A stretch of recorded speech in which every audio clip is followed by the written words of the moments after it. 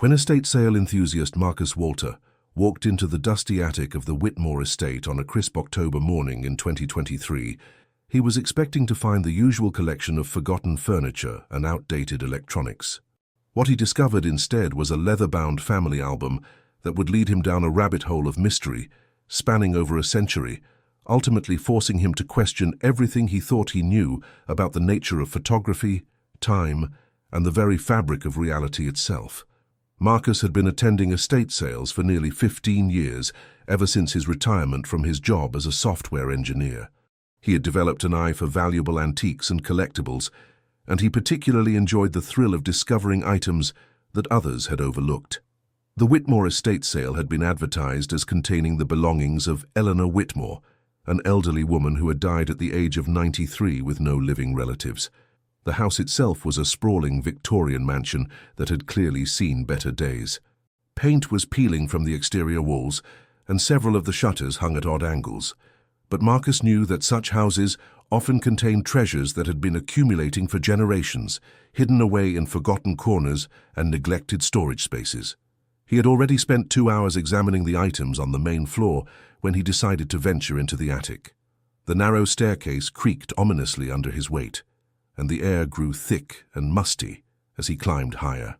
A single bare bulb provided the only illumination, casting eerie shadows across the cluttered space. The attic was filled with the detritus of a long life: boxes of Christmas decorations, outdated clothing, stacks of yellowed newspapers, and furniture covered in dust sheets.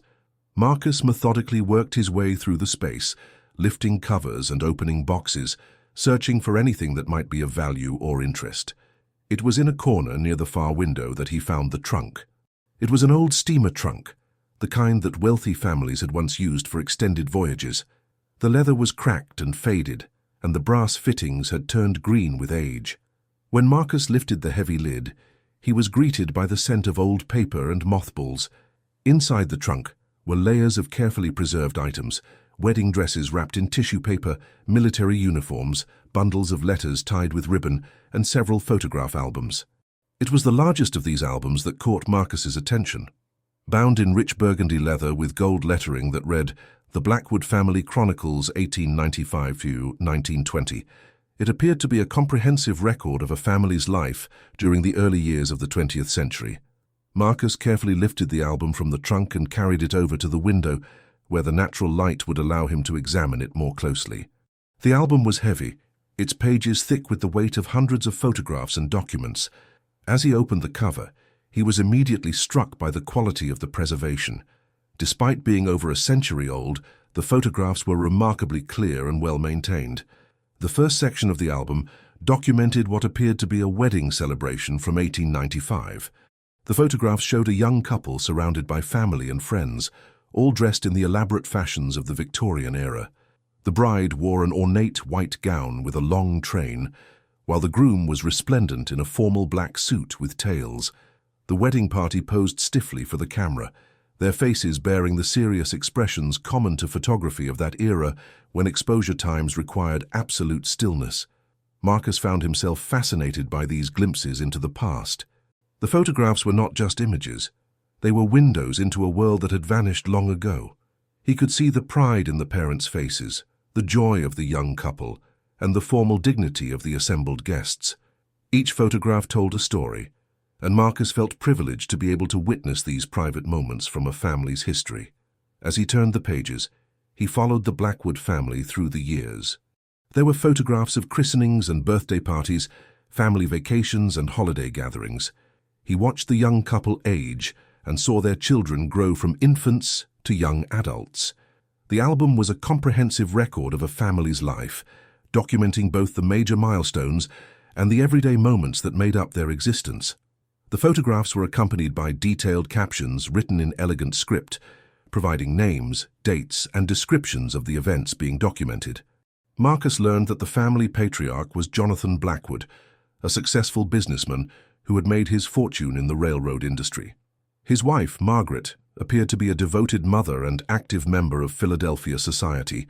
They had 4 children: Elizabeth, born in 1896, Thomas, born in 1898, Catherine, born in 1900, and young Robert, born in 1903. The quality of the photographs was remarkable for the era. Someone in the Blackwood family had clearly been passionate about photography and had invested in the best equipment available. The images were sharp and well composed, with careful attention paid to lighting and positioning.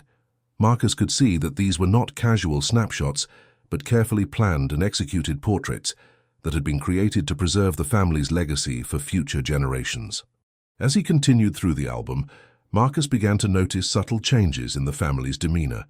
The early photographs showed a family that appeared happy and prosperous, but as the years progressed, there seemed to be an underlying tension that became increasingly apparent. The smiles became more forced, the poses more rigid, and there was something in the eyes of the family members that suggested they were dealing with troubles that weren't immediately apparent from the photographs themselves. It was when Marcus reached the section of the album covering the year 1912 that he encountered the first, truly disturbing image. The photograph showed the Blackwood family gathered in their parlor for what appeared to be a formal portrait. All 6 family members were present, arranged in the traditional Victorian style with the parents seated and the children standing behind them. But there was something wrong with the image that made Marcus's skin crawl. At first glance, it appeared to be a normal family portrait, but as he looked more closely, he began to notice details that didn't make sense. The lighting in the photograph seemed to come from multiple sources, creating shadows that fell in impossible directions.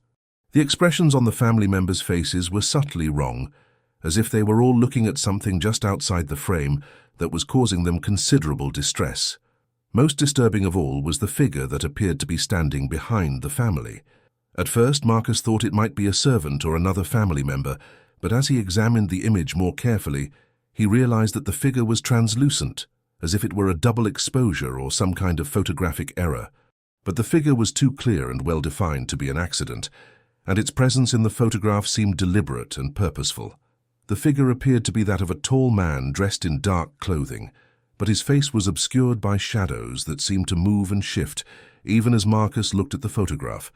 There was something about the figure's posture that suggested malevolence, as if it were looming over the family with threatening intent. Marcus set the album aside and rubbed his eyes, wondering if the dim light in the attic was playing tricks on his vision. But when he looked at the photograph again, the disturbing figure was still there, and if anything, it seemed even more pronounced than before. He decided to take the album downstairs, where he could examine it under better lighting conditions. The estate sale was still in progress, and he could hear the voices of other buyers examining the items on the main floor. Marcus made his way carefully down the narrow attic stairs, clutching the album tightly to his chest. In the bright light of the main floor, the disturbing photograph became even more unsettling. The mysterious figure was clearly visible, and Marcus could see details that he had missed in the dim attic light. The figure's clothing appeared to be from an earlier era than the rest of the family, as if it belonged to a different time period entirely. Its hands, which were visible at the edges of the frame, appeared to be reaching toward the family members in a gesture that seemed both protective and threatening. Marcus approached the estate sale coordinator, an elderly woman named Mrs. Patterson, who had been handling the Whitmore family's affairs. He showed her the photograph and asked if she knew anything about the Blackwood family or the circumstances surrounding the creation of the album. Mrs.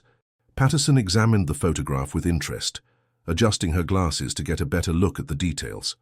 After a moment, she shook her head and explained that she had never heard of the Blackwood family and had no idea how their album had ended up in Eleanor Whitmore's possession. She suggested that Eleanor might have acquired it at an estate sale herself, as she had been an avid collector of antiques and historical items throughout her life. Intrigued by the mystery, Marcus decided to purchase the album along with several other items he had selected from the sale. He paid the asking price without haggling, eager to take the album home where he could examine it more thoroughly and perhaps research the Blackwood family's history. Back at his apartment, Marcus spread the album out on his dining room table under a bright lamp. He photographed the disturbing image with his digital camera, zooming in on various details and adjusting the contrast and brightness to see if he could reveal any additional information about the mysterious figure. The more he studied the photograph, the more convinced he became that it was not the result of a double exposure or any other kind of photographic error. The figure appeared to be an integral part of the image, and its presence seemed to be affecting the other elements of the photograph in subtle but noticeable ways. Marcus began researching the Blackwood family online, searching for any historical records that might provide information about their lives and circumstances. What he discovered was a family history that was far more complex and disturbing than the pleasant domestic scenes depicted in the early photographs of the album. Jonathan Blackwood had indeed been a successful businessman, but his fortune had been built on questionable practices that had ruined many of his competitors and business partners. He had been involved in several scandals related to railroad construction contracts, and there were allegations that he had used bribery and intimidation to secure lucrative deals. The family had also been touched by tragedy on multiple occasions. Their eldest daughter, Elizabeth, had died in 1913 at the age of 17 under mysterious circumstances. The official cause of death had been listed as pneumonia, but contemporary newspaper accounts suggested that there had been something unusual about her illness that had baffled the attending physicians. Thomas, the eldest son, had been killed in France during World War I, but the circumstances of his death had been classified by the military and never fully explained to the family. Catherine had married young and moved to California, but she had died in a house fire in 1925, along with her husband and 2 children. Only Robert, the youngest child, had lived to old age, but he had spent the last 30 years of his life in a mental institution, claiming that his family had been cursed by forces beyond human understanding.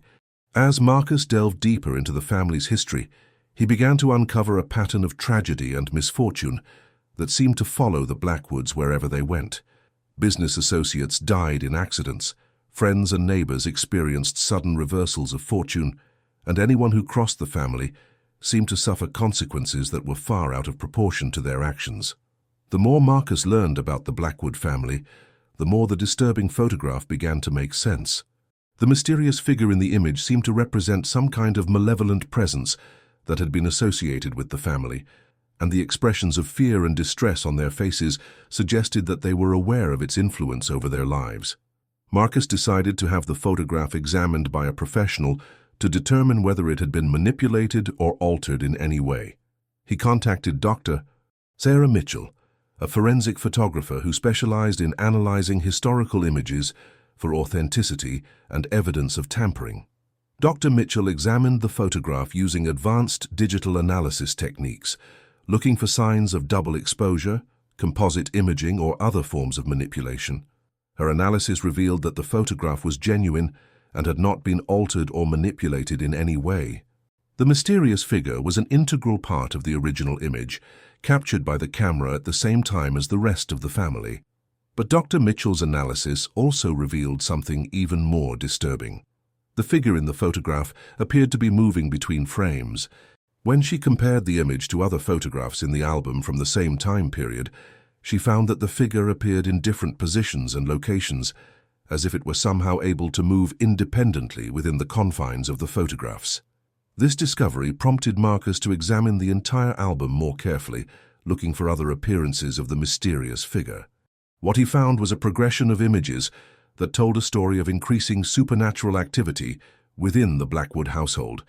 In the earliest photographs, there was no sign of the figure, and the family appeared happy and normal. But as the years progressed, the figure began to appear more frequently and more prominently in the images. At first, it was just a shadow in the background or a barely visible shape at the edge of the frame, but gradually it became more solid and more clearly defined, until it was a prominent presence in nearly every photograph. The family's reaction to the figure's presence was also documented in the photographs. In the early images where the figure was barely visible, the family members appeared unaware of its presence. But as it became more prominent, their expressions became increasingly fearful and distressed. By the time of the 1912 photograph that had first caught Marcus's attention, the entire family appeared to be in a state of terror. Marcus realized that he was looking at photographic evidence of a supernatural phenomenon that had plagued the Blackwood family for years. The album was not just a record of family events, it was documentation of a haunting that had gradually consumed the lives of everyone it touched. Unsure of what to do with this information, Marcus decided to contact the police. He knew that his story would sound incredible, but he felt that the photographs provided compelling evidence that something extraordinary had occurred. He called the non-emergency number for the local police department and explained that he had discovered what appeared to be evidence of historical crimes or unusual circumstances. Detective Lisa Rodriguez was assigned to investigate Marcus's claims. She was a veteran investigator who had seen her share of unusual cases, but she was initially skeptical of Marcus's story about supernatural photographs. However, when she examined the album and the supporting historical research that Marcus had compiled, she began to take his claims more seriously. Detective Rodriguez arranged for the photographs to be examined by the police department's forensic specialists, who confirmed Dr. Mitchell's findings that the images were genuine and had not been manipulated. The mysterious figure was indeed present in the original photographs, and its appearance seemed to correlate with the tragic events that had befallen the Blackwood family. The detective began her own investigation into the Blackwood family's history, using police databases and historical records to verify the information that Marcus had uncovered. What she found was a pattern of unexplained deaths and disappearances that extended far beyond the immediate family members. Business associates of Jonathan Blackwood had died in a series of accidents that seemed statistically improbable. Servants who had worked in the Blackwood household had left their employment suddenly and without explanation, and several had died shortly afterward under mysterious circumstances. Neighbors who had complained about strange noises or unusual activities at the Blackwood estate had experienced their own tragedies soon after making their concerns known. Detective Rodriguez also discovered that the Blackwood family had been the subject of several police investigations during their lifetime, though the records were incomplete and many of the details had been lost or destroyed over the years. There had been reports of strange lights and sounds coming from the family's estate, and several witnesses had claimed to see figures moving about the property at night when the family was known to be away. The detective's investigation revealed that the Blackwood family had been involved in activities that went far beyond Jonathan's questionable business practices. There were suggestions that the family had been involved in occult practices and had been attempting to contact supernatural forces for their own benefit. A diary that had been found among Eleanor Whitmore's possessions provided additional insight into the Blackwood family's activities. The diary had belonged to Margaret Blackwood and documented her growing concern about her husband's involvement with what she described as dark forces that he believed would help him maintain his business success. According to Margaret's diary entries, Jonathan had become involved with a group of wealthy businessmen who practiced what they called practical spiritualism. This group believed that they could harness supernatural forces to achieve their worldly goals, using rituals and ceremonies to summon entities that would help them in their business dealings. Margaret wrote about strange ceremonies that took place in the family's basement, during which Jonathan and his associates would attempt to communicate with spirits that they believed could provide them with information about their competitors' plans and strategies. She described seeing shadowy figures moving about the house at night and hearing voices speaking in languages that she didn't recognize. The diary entries became increasingly frantic as Margaret realized that the forces her husband had summoned were not under his control and were beginning to affect the entire family. She wrote about her children's behavior becoming increasingly erratic and about her own experiences with what she described as visitations from entities that seemed to feed on the family's fear and distress. The final entries in the diary, written just days before Margaret's death in 1914, described her desperate attempts to protect her remaining children from the supernatural forces that had taken control of their lives. She had consulted with priests and spiritualists, trying to find a way to banish the entities that her husband had summoned, but her efforts had been unsuccessful. Margaret's death had been attributed to a heart attack, but her diary suggested that she had been killed by the same supernatural forces that had been plaguing her family. Her final entry described a confrontation with the shadowy figure that had been appearing in the family photographs, during which she had attempted to perform an exorcism ritual that she had learned from a Catholic priest. Detective Rodriguez realized that she was dealing with a case that went far beyond the normal scope of police investigation. The evidence suggested that the Blackwood family had been the victims of supernatural forces that had been summoned through their own actions, and that these forces had continued to affect anyone who came into contact with the family's possessions. The detective decided to consult with experts in paranormal investigation and occult practices to better understand what the Blackwood family had been dealing with. She contacted Dr. James Whitfield, a professor of religious studies who specialized in historical occult practices, and asked him to examine the evidence that had been collected. Dr. Whitfield's analysis of the diary and photographs confirmed that the Blackwood family had been involved in practices that were designed to summon and control supernatural entities. The rituals described in Margaret's diary were consistent with those used by occult groups in the late 19th and early 20th centuries, and the results that the family had experienced were typical of what happened when such practices went wrong. According to Dr. Whitfield, the Blackwood family had likely summoned what occultists referred to as a shadow entity, a type of supernatural being that fed on negative emotions and gradually consumed the life force of those it attached itself to. These entities were known to be extremely difficult to banish once they had been summoned, and they typically remained attached to their victims until they had completely destroyed their lives. The professor explained that shadow entities were often attracted to families or individuals who were involved in unethical or immoral activities, as the negative energy generated by such behavior provided them with the sustenance they needed to maintain their presence in the physical world. Jonathan Blackwood's corrupt business practices would have made him an ideal target for such an entity. Dr. Whitfield also noted that shadow entities were known to attach themselves to physical objects that had been present during the summoning rituals, allowing them to continue affecting people even after their original victims had died. The family album that Marcus had discovered might serve as a conduit for the entity's influence, explaining why the mysterious figure appeared so prominently in the photographs. This revelation prompted Detective Rodriguez to investigate whether other people who had come into contact with the Blackwood family's possessions had experienced similar problems. Her research revealed a disturbing pattern of misfortune that had followed the family's belongings through multiple owners over the decades. The Blackwood estate had been sold after the family's deaths, and the various items had been dispersed to different buyers. Detective Rodriguez was able to track down records of some of these sales and discovered that many of the buyers had experienced tragic events shortly after acquiring Blackwood family possessions. A businessman who had purchased Jonathan Blackwood's desk had died in a car accident just 3 months later. A woman who had bought Margaret's jewelry had suffered a nervous breakdown and had been institutionalized. A family that had acquired several pieces of Blackwood furniture had lost their home in a fire that had started under mysterious circumstances. The pattern was consistent across multiple owners and multiple decades, suggesting that the supernatural forces associated with the Blackwood family had continued to operate long after the family members themselves had died. The entity that had been summoned by Jonathan's occult practices had apparently remained attached to the family's possessions, continuing to feed on the negative energy generated by the tragedies it caused. Detective Rodriguez realized that Marcus might be in danger simply by possessing the family album.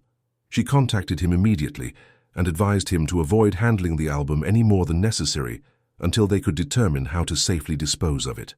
Marcus had already begun to experience strange phenomena in his apartment since bringing the album home.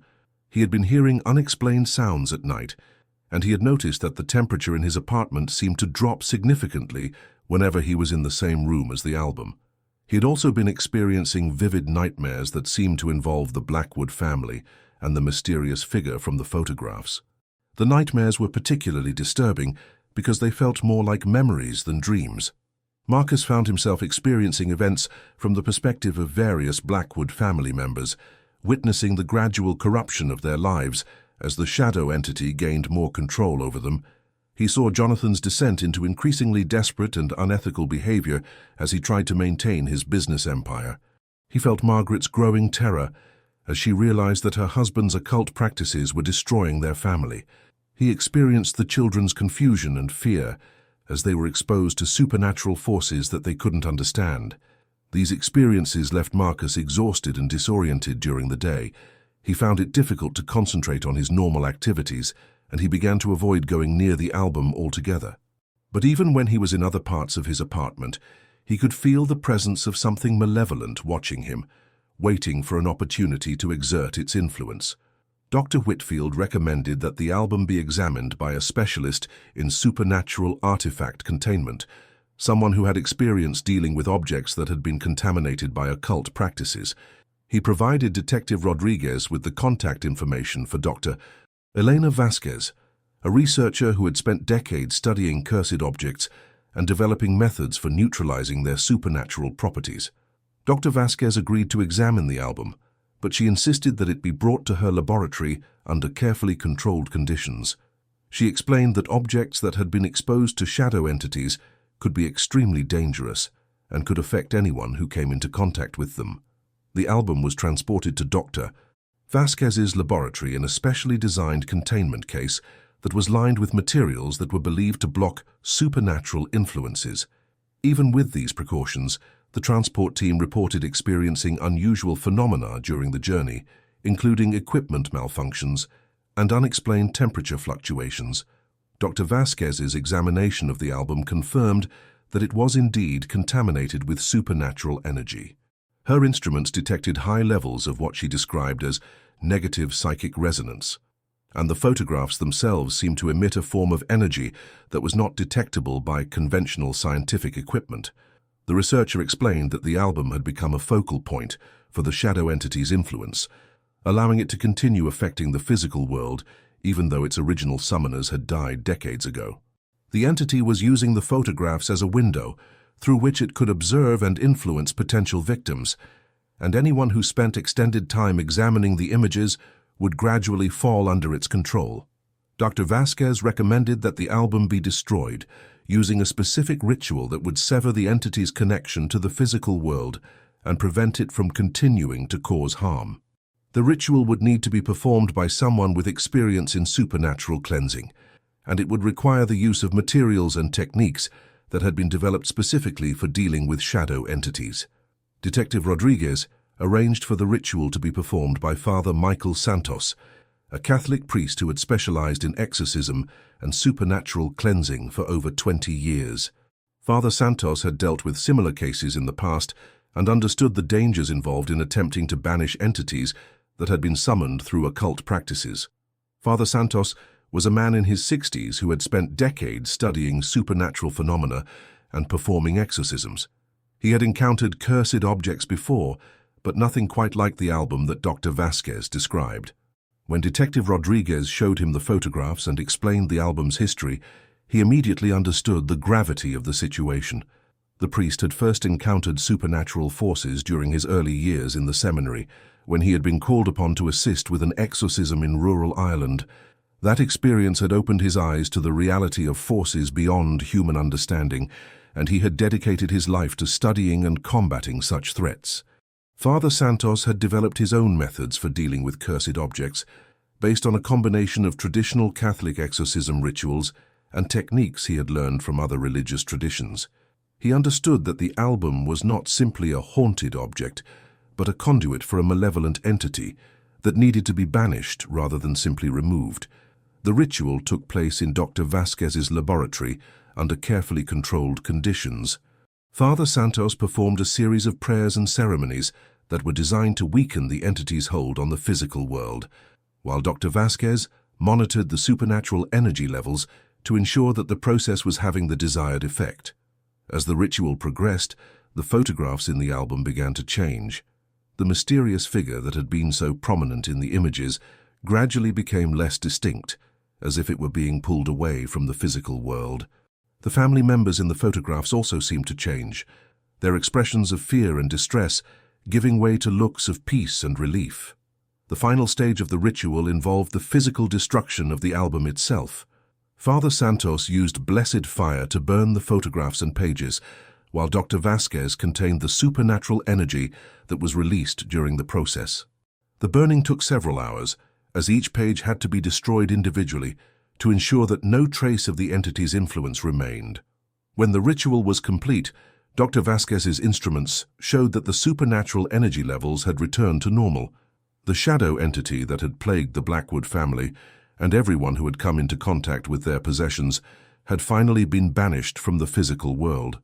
Marcus reported that the strange phenomena in his apartment had ceased immediately after the album's destruction. His nightmares stopped, the unexplained sounds disappeared, and the temperature in his home returned to normal. He expressed relief that the ordeal was over and gratitude to Detective Rodriguez and the other experts who had helped to resolve the situation. Detective Rodriguez filed a comprehensive report on the case, documenting the evidence that had been collected and the methods that had been used to resolve the supernatural threat. While she knew that many of her colleagues would be skeptical of the report's contents, she felt that it was important to create a record of the case in the event that similar situations arose in the future. The case had a profound impact on everyone involved.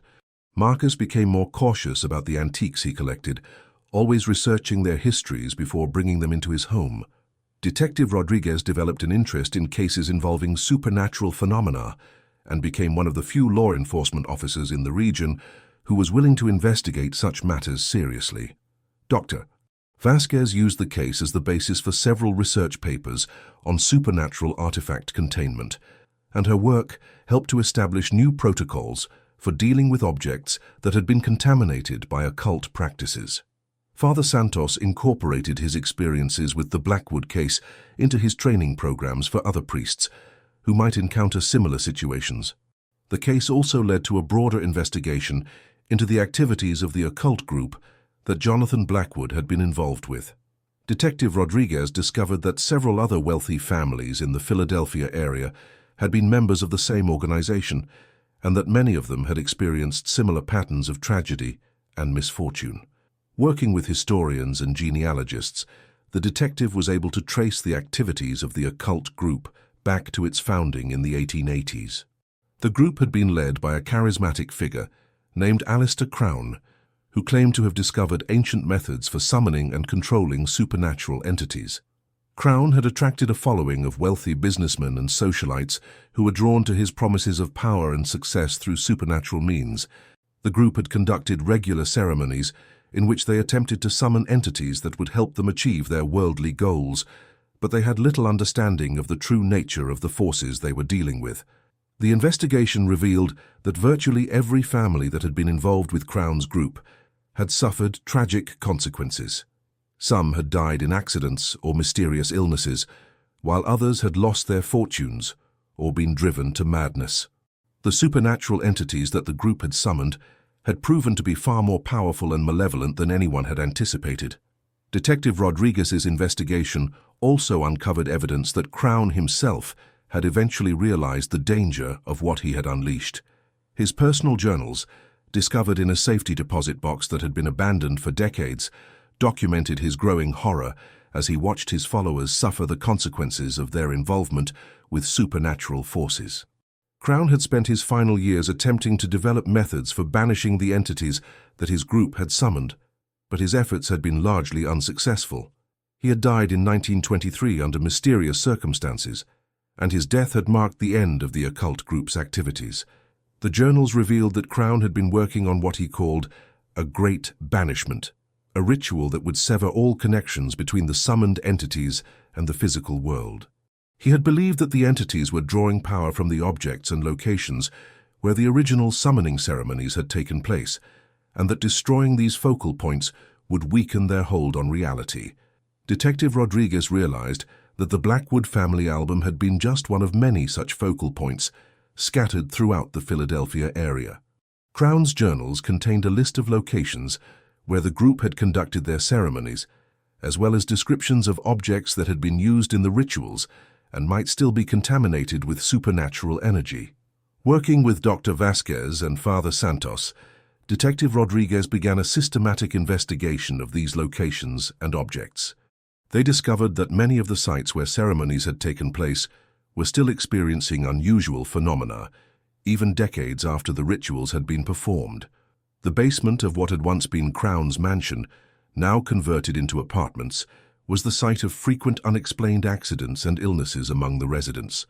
A park that had been built on the site of another ceremony location was avoided by local residents, who reported feeling an overwhelming sense of dread whenever they tried to spend time there. Several objects that had been used in the group's rituals were still in circulation, having been passed down through families or sold at estate sales over the years. These objects continued to affect their owners in ways that were consistent with the influence of shadow entities. One particularly disturbing case involved a ceremonial dagger that had been used in multiple summoning rituals. The dagger had been purchased by a collector of military antiques who had been unaware of its occult history. Within months of acquiring the weapon, the collector had begun experiencing violent impulses and had eventually attacked a family member during what witnesses described as a complete personality change. The dagger was confiscated by police and subjected to the same type of cleansing ritual that had been used to destroy the Blackwood album. During the ritual, Father Santos reported experiencing what he described as active resistance from the supernatural forces attached to the weapon, suggesting that the entities were becoming aware of the efforts to banish them and were fighting back. Dr. Vasquez's research revealed that shadow entities became more dangerous when they felt threatened, often lashing out at anyone who attempted to interfere with their activities. This discovery prompted the team to develop new safety protocols for dealing with contaminated objects, including the use of protective barriers and the involvement of multiple specialists in each cleansing ritual. As the investigation continued, Detective Rodriguez began to uncover evidence that the supernatural threat was more widespread than anyone had initially realized. The occult group that Crown had led was apparently just one of several similar organizations that had been active in the late 19th and early 20th centuries. Records from other cities revealed similar patterns of wealthy individuals becoming involved in occult practices and subsequently suffering tragic consequences. In Boston, a group of industrialists had attempted to summon entities that would help them manipulate the stock market, with results that had contributed to several financial panics. In Chicago, a society of railroad barons had conducted rituals designed to eliminate their competition, leading to a series of mysterious accidents and deaths. The scope of the problem suggested that there might be hundreds or even thousands of contaminated objects scattered throughout the country, each one serving as a focal point for supernatural entities that continued to affect the lives of unsuspecting victims. Detective Rodriguez brought her findings to the attention of federal authorities, arguing that the supernatural threat posed a danger to public safety that transcended local jurisdictions. While many officials were skeptical of her claims, the evidence she had compiled was compelling enough to warrant further investigation. A task force was established to investigate reports of supernatural phenomena that might be connected to historical occult activities. The task force included law enforcement officers, researchers, religious leaders, and specialists in paranormal investigation from across the country. The task force's first major case involved a series of unexplained deaths at a museum in Washington, D.C. The museum had recently acquired a collection of artifacts from a 19th century spiritualist who had been involved in summoning rituals similar to those conducted by Crown's group. Within weeks of the artifacts being put on display, several museum employees had died under mysterious circumstances.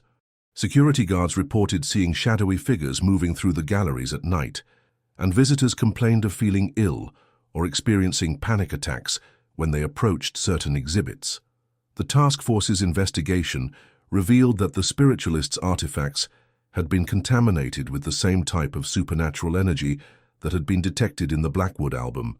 The museum was forced to close the exhibit and submit the artifacts to cleansing rituals, similar to those that had been used in Philadelphia. As word of the task force's activities spread, reports of similar phenomena began pouring in from across the country. Families reported experiencing unexplained tragedies after inheriting antiques from deceased relatives. Collectors described objects that seemed to bring misfortune to anyone who owned them. Museums and historical societies reported exhibits that appeared to be haunted or cursed. Each case was investigated thoroughly, and those that showed evidence of supernatural contamination were subjected to appropriate cleansing rituals. The task force developed a database of contaminated objects and locations, allowing them to track patterns and identify potential threats before they could cause harm. The work was dangerous and emotionally draining. Several task force members reported experiencing nightmares and other psychological effects from their exposure to supernatural entities. Dr. Vasquez developed new protective protocols that helped to minimize these effects, but the risk could never be completely eliminated. Father Santos trained a network of clergy from various religious traditions in the techniques needed to perform cleansing rituals safely and effectively. The training program emphasized the importance of spiritual protection and the need for multiple specialists to work together when dealing with particularly powerful entities. Marcus Walter became an unofficial consultant to the task force, using his knowledge of antiques and estate sales to help identify objects that might be contaminated with supernatural energy. His experience with the Blackwood album had given him an intuitive sense for recognizing items that carried dark histories. The task force's work revealed that the supernatural threat was not limited to objects and locations. In some cases, the entities that had been summoned through occult practices had attached themselves to family bloodlines, affecting multiple generations of descendants. One particularly tragic case involved the Morrison family of Detroit, whose ancestors had been involved in a summoning ritual in 1903. For over a century, members of the Morrison family had experienced a pattern of mental illness, addiction, and premature death that seemed to defy statistical probability. The task force's investigation revealed that a shadow entity had attached itself to the family line during the original ritual and had been feeding on the negative energy generated by their suffering for generations. Breaking the entity's hold on the family required an extensive cleansing ritual that involved multiple family members and took several days to complete. The success of the Morrison case led to the development of new techniques for dealing with generational curses and bloodline attachments. These methods proved to be some of the most challenging that the task force encountered, as they required the cooperation of multiple family members and often involved confronting traumatic events from the distant past. As the task force's work continued, they began to uncover evidence of a larger pattern behind the supernatural phenomena they were investigating. The occult groups that had been active in the late 19th and early 20th centuries had not been operating independently. They had been part of a larger network that spanned multiple countries and continents. This network had been coordinated by a secretive organization known as the Order of the Crimson Veil, which had been founded in Europe in the 1850s with the goal of harnessing supernatural forces for worldly gain. The Order had established chapters in major cities throughout the world, recruiting wealthy and influential individuals who were willing to participate in summoning rituals. The Order's ultimate goal had apparently been to create a global network of supernatural entities that could be used to manipulate world events and consolidate power in the hands of the Order's leadership. However, like the smaller groups that had operated under its influence, the Order had underestimated the danger of the forces they were attempting to control. By the 1920s, the Order had largely collapsed as its members fell victim to the very entities they had summoned. But the supernatural forces that had been unleashed during their decades of activity continued to operate, feeding on human suffering and spreading their influence through contaminated objects and locations. The task force's investigation into the Order's activities revealed the existence of a master list of summoning sites and contaminated objects that had been compiled by the Order's leadership. This list, discovered in a hidden vault beneath a bank in London, contained information about thousands of potential supernatural threats scattered throughout the world. The discovery of the master list prompted the formation of an international coalition dedicated to addressing the global scope of the supernatural threat. Representatives from law enforcement agencies, religious organizations, and research institutions from dozens of countries joined together to coordinate their efforts and share information about contaminated objects and locations. The International Coalition's work revealed that virtually every major city in the world contained at least some objects or locations that had been contaminated by the Order's activities. Museums, private collections, and historical sites throughout Europe, North America, and Asia showed evidence of supernatural contamination that dated back to the Order's period of activity. The scope of the cleanup effort was staggering. Thousands of objects needed to be identified, contained, and cleansed. Hundreds of locations required extensive rituals to neutralize the supernatural forces that had taken root there. The work would take decades to complete, and new threats continued to emerge as previously unknown contaminated objects surfaced through estate sales, archaeological discoveries, and other means. Despite the enormity of the task, the coalition made steady progress in reducing the supernatural threat. Advanced detection methods were developed that could identify contaminated objects more quickly and accurately. New cleansing techniques were refined that were more effective and less dangerous for the specialists performing them. Public awareness campaigns were launched to educate collectors, museum curators, and antique dealers about the signs of supernatural contamination. While the full truth about the order and its activities was kept classified to avoid public panic, enough information was released to help people recognize potentially dangerous objects and report them to the appropriate authorities. Marcus Walter played a crucial role in these public awareness efforts, speaking at antique shows and collector conventions about the importance of researching the history of objects before acquiring them. His experience with the Blackwood album had made him a compelling advocate for caution and due diligence in the antique collecting community. The case of the Blackwood family album became a landmark in the study of supernatural phenomena and the development of methods for dealing with occult contamination. The techniques that were developed during the investigation of the album were refined and applied to thousands of other cases over the following years. Detective Rodriguez was promoted to head a specialized unit within the Philadelphia Police Department that dealt exclusively with supernatural phenomena. Her unit became a model for similar organizations in other cities, and she was frequently called upon to consult on cases involving unexplained deaths or mysterious circumstances. Dr. Vasquez's research into supernatural artifact containment led to the establishment of secure facilities for storing contaminated objects that could not be safely destroyed. These facilities, located in remote areas and protected by multiple layers of physical and spiritual barriers, served as repositories for some of the most dangerous supernatural artifacts ever discovered.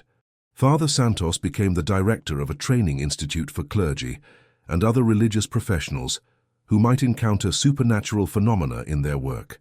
The institute developed standardized protocols for performing cleansing rituals and provided ongoing support for those who had been affected by exposure to supernatural entities. The work of the task force and the international coalition continued for many years, gradually reducing the number of active supernatural threats throughout the world. While new cases continued to emerge, the development of better detection and cleansing methods meant that they could be addressed more quickly and effectively than in the past. The story of the Blackwood family album served as a reminder of the dangers that could lurk within seemingly innocent historical artifacts. It demonstrated the importance of understanding the full history of objects before bringing them into homes or public spaces, and it highlighted the need for continued vigilance in identifying and addressing supernatural threats. Marcus Walter never forgot the lessons he learned from his encounter with the album. He continued to collect antiques, but he always researched their histories thoroughly and consulted with experts when he had any doubts about their safety. He also became an advocate for responsible collecting practices and helped to establish guidelines for the antique trade that would help prevent contaminated objects from circulating unknowingly. The Blackwood family, whose tragic story had been preserved in the pages of the cursed album, finally found peace through the efforts of those who worked to banish the supernatural forces that had plagued them for over a century. Their photographs, once windows for malevolent entities, were destroyed in the cleansing fire that severed their connection to the physical world. The case demonstrated that even the most ancient and powerful supernatural threats could be overcome through the combined efforts of dedicated individuals who were willing to confront the unknown. It showed that science and faith could work together to address phenomena that neither could fully explain on its own. The legacy of the Blackwood album case continued to influence the field of supernatural investigation for decades to come. The methods that were developed during the investigation became standard practice for dealing with similar threats, and the case served as a training example for new investigators entering the field. The international coalition that had been formed to address the global supernatural threat evolved into a permanent organization that continued to monitor and respond to new cases as they emerged. The coalition's work helped to prevent countless tragedies and protected millions of people from the influence of supernatural entities that had been unleashed by the reckless actions of the Order of the Crimson Veil. As the years passed, the supernatural threat gradually diminished as more contaminated objects were identified and cleansed. The work was never completely finished, as new threats continued to emerge and old ones occasionally resurfaced, but the world became a safer place through the efforts of those who were willing to confront the darkness that lurked in the shadows of history. The story of Marcus Walter and the Blackwood family album became a testament to the power of curiosity, courage, and determination in the face of the unknown. It showed that ordinary people could make extraordinary contributions to protecting their communities from threats that most people never even knew existed. The album itself was gone, consumed by the blessed fire that had freed the Blackwood family from their supernatural torment. But the memory of their story lived on, serving as both a warning about the dangers of dabbling in forces beyond human understanding and a reminder that even the most hopeless situations could be resolved through the combined efforts of those who refused to give up in the face of darkness. The case closed with the knowledge that the Blackwood family's suffering had finally ended, and that their tragic story had helped to prevent countless others from experiencing similar fates. The album that had once been a conduit for supernatural evil had become, through its destruction, a force for good in the world. Marcus Walter returned to his quiet life as a collector and researcher, but he carried with him the knowledge that he had played a crucial role in one of the most significant supernatural investigations of the modern era. He had learned that the past was never truly past, and that the objects we surround ourselves with can carry histories that are far more complex and dangerous than they appear on the surface. The story of the Blackwood family album would be remembered as a turning point in humanity's understanding of supernatural phenomena and our ability to protect ourselves from the consequences of past mistakes. It demonstrated that even the most ancient evils could be overcome, and that the light of knowledge and determination could penetrate even the deepest darkness. Years later, when Marcus would tell the story to fellow collectors and researchers, he would always emphasize the importance of understanding the full history of any object before bringing it into one's life. The Blackwood album had taught him that antiques were not just valuable artifacts from the past, but potential carriers of forces that could reach across time to affect the present. The specialized unit that Detective Rodriguez had established within the Philadelphia Police Department became a model for law enforcement agencies around the world. Training programs were developed to help officers recognize the signs of supernatural activity and respond appropriately to reports of unexplained phenomena.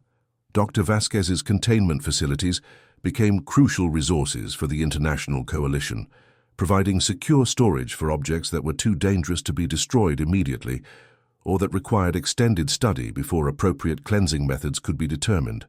The facilities were staffed by teams of specialists who monitored the contained objects around the clock, ensuring that their supernatural influences remained contained. Father Santos's training institute expanded to include representatives from many different religious traditions, recognizing that the fight against supernatural threats required the combined wisdom and spiritual power of multiple faiths. The institute developed interfaith protocols for dealing with entities that drew their power from different cultural and religious sources. The International Coalition's database of contaminated objects and locations became an invaluable resource for researchers, law enforcement agencies, and religious organizations around the world. The database allowed for rapid identification of potential threats and facilitated the sharing of information about successful cleansing techniques and containment methods. As the coalition's work progressed, they began to develop a deeper understanding of the supernatural forces they were dealing with. They learned that the entities summoned by the Order of the Crimson Veil and similar organizations were not simply malevolent spirits, but complex beings with their own motivations and hierarchies. Some entities were relatively weak and could be banished through simple cleansing rituals, while others were ancient and powerful beings that required extensive preparation and multiple specialists to defeat. The coalition developed classification systems for different types of supernatural threats and created specialized response teams for dealing with the most dangerous entities. The work also revealed that the supernatural world was far more complex and interconnected than anyone had previously imagined. The entities that had been summoned through occult practices were part of larger networks and hierarchies that spanned multiple dimensions and realms of existence. This discovery led to new research into the fundamental nature of reality and the relationship between the physical world and the supernatural realms. Scientists and theologians worked together to develop new theories about the structure of existence and the ways in which different dimensions could interact with each other. The Blackwood album case remained a touchstone for this research, serving as a clear example of how supernatural forces could manifest in the physical world and affect the lives of ordinary people. The photographs in the album had provided unprecedented documentation of supernatural activity, and the methods used to destroy the album had become a template for dealing with similar threats. Marcus Walter's role in the discovery and investigation of the album made him a respected figure in the supernatural research community. He was frequently consulted on cases involving potentially contaminated antiques, and his expertise in recognizing the signs of supernatural activity became invaluable to the coalition's efforts. The estate sale industry was transformed by the awareness of supernatural threats that emerged from the Blackwood case. Professional associations developed guidelines for identifying potentially dangerous objects, and many estate sale companies began working with supernatural specialists to screen their inventory before offering it to the public. Museums and historical societies also implemented new protocols for evaluating acquisitions and existing collections. Many institutions discovered that they had been unknowingly housing contaminated objects for years, and extensive cleansing operations were undertaken to neutralize these threats. The public awareness campaigns launched by the coalition were carefully designed to educate people about supernatural threats without causing widespread panic. Information was disseminated through professional networks and specialized publications, reaching those who were most likely to encounter contaminated objects while avoiding sensationalized media coverage that might have caused public hysteria. Despite these efforts, some contaminated objects continued to surface in unexpected places.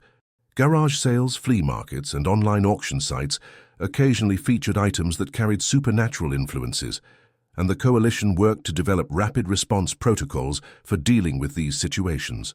The case of the Blackwood album also led to new research into the historical activities of occult organizations.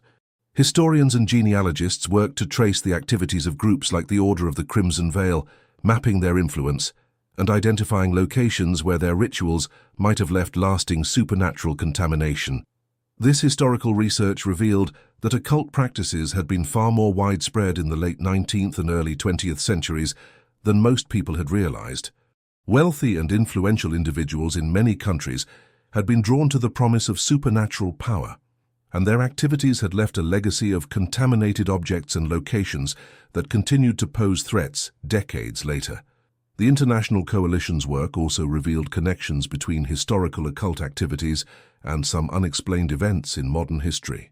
Several mysterious accidents, unexplained deaths, and bizarre incidents that had puzzled investigators for years were found to have connections to contaminated objects or locations. These discoveries led to the reopening of several cold cases and the resolution of mysteries that had remained unsolved for decades. In some cases, families who had suffered unexplained tragedies finally learned the truth about what had happened to their loved ones and were able to find closure. The coalition's work also had implications for ongoing criminal investigations. Some modern crimes were found to have supernatural elements, either because the perpetrators had been influenced by contaminated objects or because they had deliberately sought to harness supernatural forces for their own purposes. Law enforcement agencies developed new investigative techniques for dealing with cases that involved supernatural elements. These techniques combined traditional police work with the expertise of supernatural specialists, creating multidisciplinary teams that could address both the criminal and supernatural aspects of complex cases. The Blackwood album case became a standard part of training programs for these specialized law enforcement teams. The case demonstrated the importance of taking supernatural claims seriously and showed how careful investigation could reveal the truth behind seemingly impossible phenomena. As the years passed, the coalition's efforts began to show measurable results. The number of reported supernatural incidents declined as contaminated objects were identified and cleansed.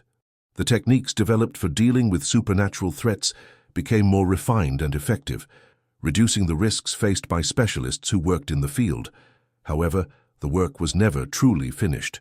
New contaminated objects continued to surface as estate sales, archaeological excavations, and other activities brought previously hidden items to light. The coalition maintained a constant vigilance, ready to respond to new threats as they emerged.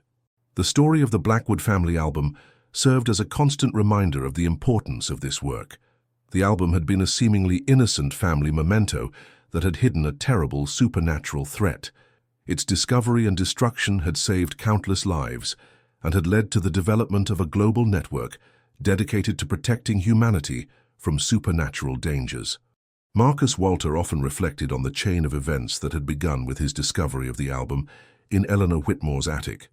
A simple estate sale visit had led to one of the most significant supernatural investigations in history, demonstrating how ordinary people could become involved in extraordinary events. The case had taught him that the world was far more complex and dangerous than most people realized, but it had also shown him that these dangers could be overcome through knowledge, courage, and cooperation.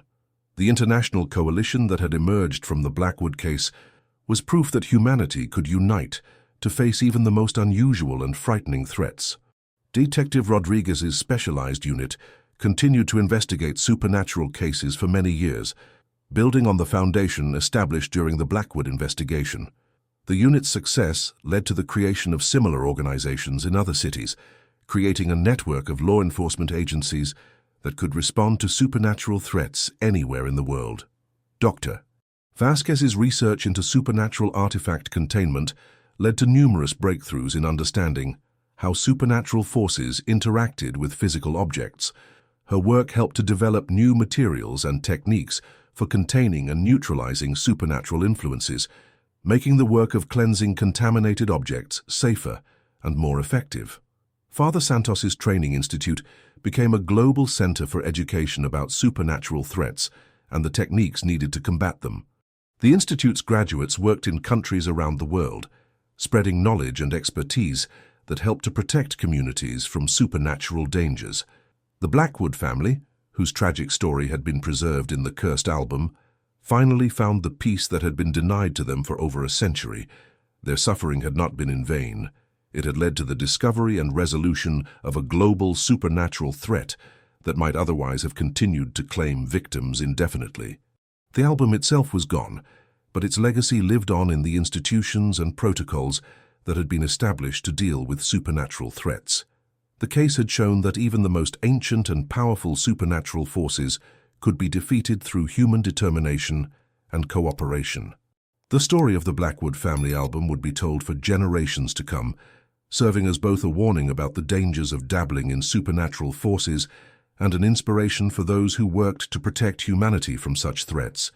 It was a reminder that the past was never truly past, and that the objects we surround ourselves with can carry histories that reach far beyond what we can see on the surface. In the end, the case of the Blackwood album demonstrated that knowledge, courage, and cooperation could triumph over even the darkest supernatural forces. It showed that ordinary people could make extraordinary contributions to protecting their communities, and that the light of human determination could penetrate even the deepest shadows of the unknown.